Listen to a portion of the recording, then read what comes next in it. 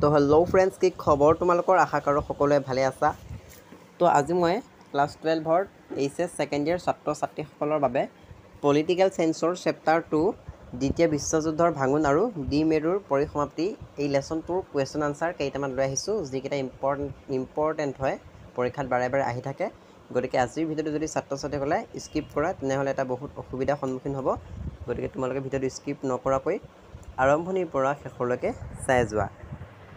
লেচনটোৰ নাম হৈছে দ্বিতীয় বিশ্বযুদ্ধৰ ভাঙোন আৰু ডি মেৰুৰ পৰিসমাপ্তি। এই লেচনটো মষ্ট ইম্পৰ্টেণ্ট হয়, পৰীক্ষাত ইয়াৰ পৰা বহুকেইটা প্ৰশ্নটো আহে। গতিকে তোমালোকে প্ৰশ্ন উত্তৰকেইটা চাই যোৱা।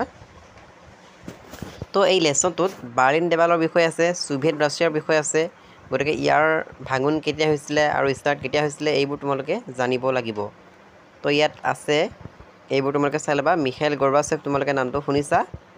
গতিকে তেওঁৰ ওপৰত পৰীক্ষাত প্ৰশ্ন আহে, গতিকে তোমালোকে চাই ল'বা। ইয়াত থকা খালী ঠাইকেইটা চোৱা। খালী ঠাইত এ নম্বৰটো দিছে ছোভিয়েট ৰাজনৈতিক ব্যৱস্থা দেশ আদৰ্শৰ ওপৰত প্ৰতিষ্ঠিত। তো এনে ধৰণৰ যদি খালী ঠাই পৰীক্ষাত আহে, উত্তৰটো লিখিব লাগিব সাম্যবাদী আদৰ্শৰ ওপৰত প্ৰতিষ্ঠিত। বি নম্বৰ প্ৰশ্নটো আছে ছোভিয়েট ইউনিয়নৰ ৰাজনৈতিক ব্যৱস্থাত ডেছ দলে প্ৰভাৱ বিস্তাৰ কৰিছিল। তো উত্তৰটো আছিলে সমাজবাদী দলে প্ৰভাৱ বিস্তাৰ কৰিছিল। তো চি নম্বৰ প্ৰশ্নটো আছে 1985 চনত ডেছ ছোভিয়েট ৰাছিয়াত সংস্কাৰ সূচনা কৰিছিল। তো কোনে ছোভিয়েট ৰাছিয়াত সংস্কাৰ সূচনা কৰিছিল? তো এই প্ৰশ্নটো পৰীক্ষাত বহুতবাৰ আহি থাকে আৰু ফাইনেল পৰীক্ষাটো আহে। তো উত্তৰটো লিখিবা মিখাইল গৰ্বাচেভে 1985 চনত ছোভিয়েট ৰাছিয়াত সংস্কাৰ সূচনা কৰিছিল বা হৈছিল। এই প্ৰশ্নটো পৰীক্ষাত আহে, গতিকে তোমালোকে মুখস্থ কৰি থোৱা। ডি নম্বৰ প্ৰশ্নটো আছে ডেছ প্ৰথমে শীতল যুদ্ধৰ অৱসান ইংগিত দিয়ে। তো উত্তৰটো হ'ল ছোভিয়েট ইউনিয়নৰ প্ৰথমে শীতল যুদ্ধৰ অৱসান ইংগিত দিয়ে। তো এই প্ৰশ্নটো পৰীক্ষাত আহে। তাৰপিছত ই নম্বৰটো দিছে ডেছ চুক্তিৰ জৰিয়তে ছোভিয়েট ইউনিয়নে সামৰিক মিত্ৰতা গঢ়ি তুলিছিল। তো উত্তৰটো হ'ল ৱাৰছ চুক্তিৰ জৰিয়তে ছোভিয়েট ইউনিয়নে সামৰিক মিত্ৰতা গঢ়ি তুলিছিল। তো এই প্ৰশ্নটো পৰীক্ষাত আহে।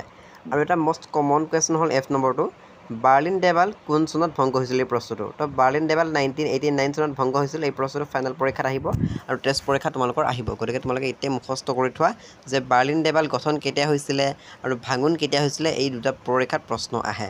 গতিকে ভাঙোন হৈছিলে 1989 চনত আৰু গঠন চনটো তোমালোকে মনত ৰাখিবা। তাৰপিছত 6 নম্বৰ যিটো দিছে তিনিটা বৈশিষ্ট্য উল্লেখ কৰা যিয়ে ছোভিয়েট অৰ্থনীতিক আমেৰিকাৰ দৰে পুঁজিপতি ৰাষ্ট্ৰ পৃথক কৰে। তো ইয়াৰ বৈশিষ্ট্যকেইটা তোমালোকে চাই ল'বা। তাৰপিছত 7 নম্বৰ প্ৰশ্নটো ইয়াত আছে, বঢ়িয়াকৈ উত্তৰটো দিয়া আছে, তোমালোকে বঢ়িয়াকৈ মুখস্থ কৰি ল'বা।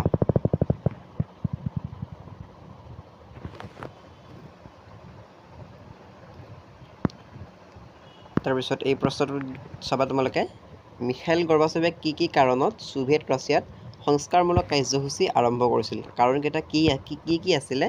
গতিকে এই কাৰণকেইটা তিনিটা আছে ইয়াত ABC। গতিকে তোমালোকে কাৰণকেইটা মুখস্থ কৰি থবা, পৰীক্ষাত আহে। তাৰপিছত এই প্ৰশ্নটো ভাৰতৰ নিচিনা দেশৰ বাবে ছোভিয়েট ইউনিয়নৰ বিভাজনৰ প্ৰধান পৰিণাম কি আছিল? তো এইবোৰ হৈছে পৰিণাম, তোমালোকে পৰিণামকেইটা চাব লাগিব, মষ্ট ইম্পৰ্টেণ্ট হয়। তাৰপিছত 1 নম্বৰত আছে USSR সৃষ্টি কেতিয়া হৈছিল?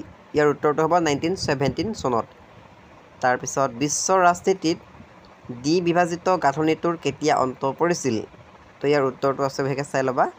তাৰপিছত মিখাইল গৰ্বাচেভ কোন আছিল? তো ইয়াত বঢ়িয়াকৈ উত্তৰটো আছে কোন আছিলে তেখেতে। গতিকে ইয়াৰ উত্তৰটো মুখস্থ কৰিবা। তাৰপিছত যিকেইটা প্ৰশ্নটো দিয়া আছে তোমালোকে চাই যোৱা আৰু নোট কৰি লোৱা, মই মাতি নাযাওঁ।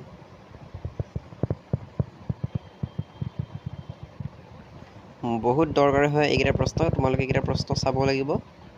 আৰু ফাইনেল পৰীক্ষাত কোনবোৰ প্ৰশ্ন আহিব, টেষ্ট পৰীক্ষাত কোনবোৰ প্ৰশ্ন আহিব, সেইবোৰ সকলোবোৰ পিছৰ ভিডিঅ'ত মই ডিটেইলছভাৱে বুজাই দিম পৰীক্ষাৰ আগত। আৰু ইয়াৰ পৰা তোমালোকৰ এই প্ৰশ্নটো আহে যে 16 নম্বৰটো ৰাছিয়াৰ প্ৰথমগৰাকী নিৰ্বাচিত ৰাষ্ট্ৰপতি কোন আছিল? এই প্ৰশ্নটো আহে। গতিকে এই উত্তৰটো হ'ব বৰিছ য়েলটছিন। তো এই প্ৰশ্নটো তোমালোকে মুখস্থ কৰিব লাগিব। তাৰপিছত শ্বক থাৰ্ফি কি, ইয়াৰ ওপৰত পৰীক্ষাত প্ৰশ্ন আহে, পিছত মই ডিটেইলছভাৱে বুজাই দিবলৈ চেষ্টা কৰিম। বাকী তোমালোকে যিখিনি কুৱেশ্যন ইয়াত আছে চাই লোৱা। তাৰপিছত 2 মাৰ্কৰ বাবে এই প্ৰশ্নটো আহে দ্বিতীয় বিশ্বযুদ্ধ বুলিলে কি বুজা বা দ্বিতীয় বিশ্বযুদ্ধ কাক বোলে? ইয়াৰ উত্তৰটো ধুনীয়াকৈ দিয়া আছে 2 লাইন, তোমালোকে মুখস্থ কৰি ল'বা। তাৰপিছত ইয়াত এই প্ৰশ্নটো আহে যে ছোভিয়েট বিভাজনৰ পিছত সৃষ্টি হোৱা দুখন দেশৰ নাম লিখা। ইয়াত দেশসমূহৰ নাম লিখা আছে ৰাছিয়া, ইউক্ৰেইন এনেধৰণৰ।